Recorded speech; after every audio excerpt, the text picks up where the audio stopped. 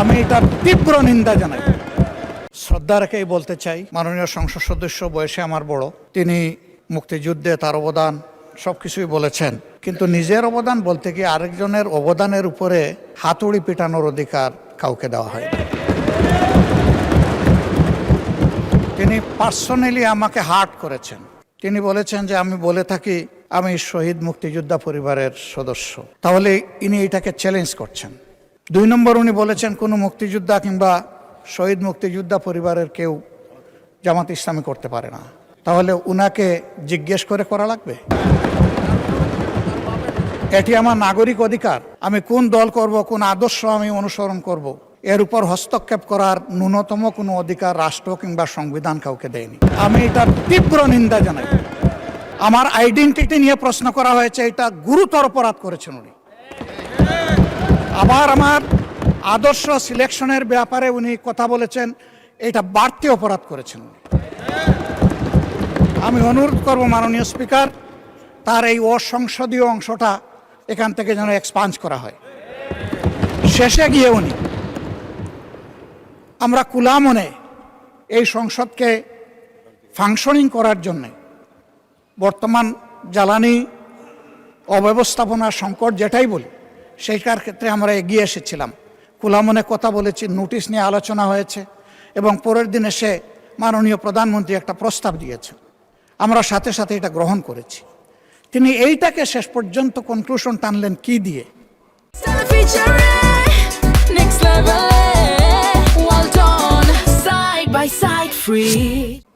হ্যাঁ, যার মগজ যেরকম তার কনক্লুশন হবে সে।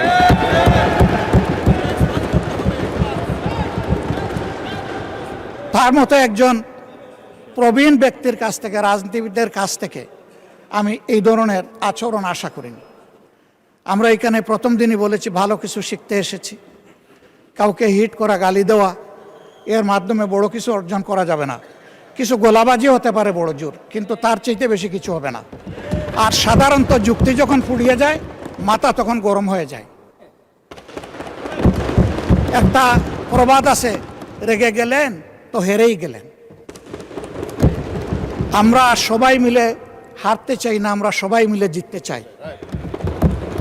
এই জন্য সবাই যেন মাথাটা একটু ঠান্ডা রেখে যুক্তির সাথে সত্য নির্ভর কথাগুলো বলি, তাতে অবশ্যই দেশবাসী উজ্জীবিত হবে, এই সংসদের প্রতি মানুষের আস্থা তৈরি হবে এবং দেশটাকে নিয়ে সবাই মিলে আমরা সামনে এগিয়ে যেতে পারব। ধন্যবাদ মাননীয় স্পিকার। ধন্যবাদ মাননীয় বিরোধী দলের নেতা জনাব ফজলুর রহমান।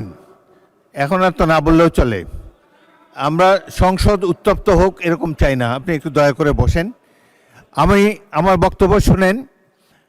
জনাব ফজলুর রহমান যে বক্তব্য দিয়েছেন তার মধ্যে যদি অসংসদীয় কোনো কিছু থাকে সেটা এক্সপাঞ্জ করা হবে, এবং মাননীয় বিরোধী দলের নেতা যে বক্তব্য দিয়েছেন তার মধ্যেও যদি কোনো কিছু অসংসদীয় থাকে সেটিও এক্সপাঞ্জ করা হবে।